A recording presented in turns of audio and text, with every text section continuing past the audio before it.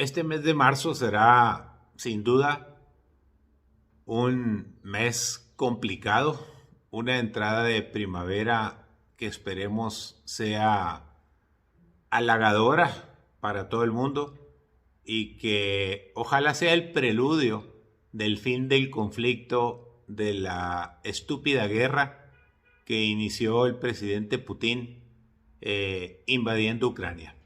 Quiero hacer algunos comentarios al respecto porque es prácticamente inevitable el no hacerlo en función de las repercusiones que tiene sobre la economía, que tiene sobre la democracia, que tiene sobre el mundo entero, que de por sí nos tenía parados de pestañas con el tema de la pandemia, la cual con sus altas y sus bajas no hemos podido vencer y seguimos luchando contra ella. Por eso es importante siempre darle puntual seguimiento a los temas que tienen una connotación realmente importante y que no hay que dejar de visualizar porque las cosas pues van de menos a más como siempre y ojalá puedan detenerse lo antes posible con todo lo que se está haciendo por los países de Occidente, por los miembros de la OTAN, ahora por los miembros de la Unión Europea, que son de las cosas que deseo comentar brevemente, porque de lo contrario, el no detener a Putin con sus intentos dictatoriales y autoritarios de apoderarse del terreno de Ucrania por la vía militar, por la vía armada, generando caos, muertes, refugiados, grandes daños a la economía, no solo de Ucrania y del mismo Rusia, sino de todo el mundo. En pocas palabras, queramos o no, nos lleva entre las patas. Por eso es importante poner las cosas en su contexto. Para nadie es un secreto que Rusia es un productor importante de petróleo y de gas natural. Rusia, junto con Estados Unidos, igual con Qatar, con Arabia Saudita, el mismo Venezuela y muchos otros importantes, México pues se quedó lamentablemente rezagado como productor de petróleo en una posición muy baja ya de los países productores de petróleo y más con el anuncio del presidente López Obrador de que a partir de este año y probablemente el año que entra ya México no va a exportar petróleo sino va a buscar refinarlo para tener gasolinas más baratas, lo cual pues ya se pone en cuestionamiento y en entredicho y casi se convierte en una misión imposible por varias razones que ya comentaré después, pero simple y sencillamente este escenario también le desfavorece a esa decisión del mandatario mexicano. Entonces, Rusia el día de ayer sufrió un revés pues entre diplomático y de confrontación.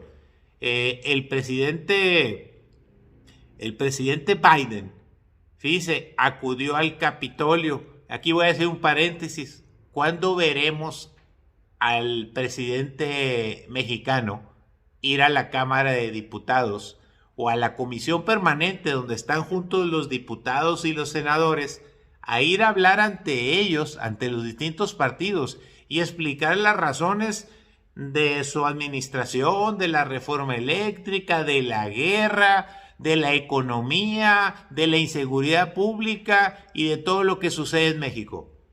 Pues quiero y lamento, a mí me encantaría que eso sucediera. Obviamente eso solo sucede en los países desarrollados, porque acabo de ver al primer ministro de Gran Bretaña haciendo eso, porque es un sistema parlamentario. Él es un diputado que finalmente es primer ministro y tiene que dar cuentas permanentemente y dar la cara, así, estar frente a los demás congresistas diciendo las buenas y las malas. Pues eso sucedió en Estados Unidos el día de ayer, donde el presidente Joe Biden fue al Capitolio frente a republicanos y demócratas y su esposa llevó de invitada a la embajadora de Ucrania en Estados Unidos. Vean el simbolismo de las cosas cuando se da la solidaridad y el entendimiento de un país que tiene un liderazgo. Entonces, aquí el presidente Biden dijo que Vladimir Putin pagará un precio por la invasión. Dijo que cuando los dictadores no pagan el precio de su agresión, provocan más caos. Seguramente le temblaron las corvas y las piernas y todo al presidente de Nicaragua, Daniel Ortega, y no se diga al de Cuba. ¿Y qué le puedo decir de Nicolás Maduro, que es el único que se anticipó acá en América a decir que estaba con todo puesto para apoyar hasta militarmente a Rusia? Vean qué estupidez y qué manera tan increíble de actuar de un dictador más viejo que Putin, pero en una actitud entreguista. Pero en fin, Biden en el Capitolio dijo básicamente que la guerra de Putin, y creo que tiene razón, fue premeditada. O sea, solo él decidió cuándo, cómo, y sin ni siquiera decir agua va, tomó las decisiones de un día para otro, declaró como bienvenidos a los dos estados separatistas que colindan con él y empezó la invasión al día siguiente. Por eso la guerra de Putin fue premeditada, no provocada, como lo dijo Biden ante el Congreso, ante el Capitolio en los Estados Unidos, porque Putin rechazó la diplomacia, eso queda muy claro, y pensó que la OTAN y Occidente no reaccionarían. Y dijo Joe Biden que estaba muy equivocado y empezó a dar una serie de cosas que se van a trabajar. Ya Biden le dice dictador a Vladimir Putin. Ya las cosas ya no tienen reversa, eso hay que entenderlo.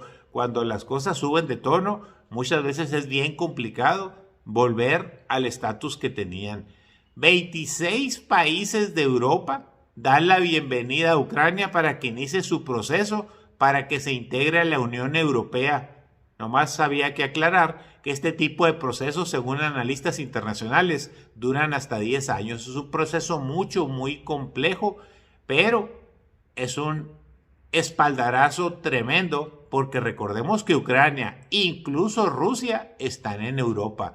Muchos creen que están en Asia, entonces es importante ponerlo en el contexto porque Rusia, como principal productor de petróleo, pero de gas natural, es el principal proveedor de gas natural y también de petróleo a los países europeos que no tienen ni gas ni petróleo. Esa es su fortaleza. Sin embargo, está sufriendo un boicot que no se esperaba de ninguna manera.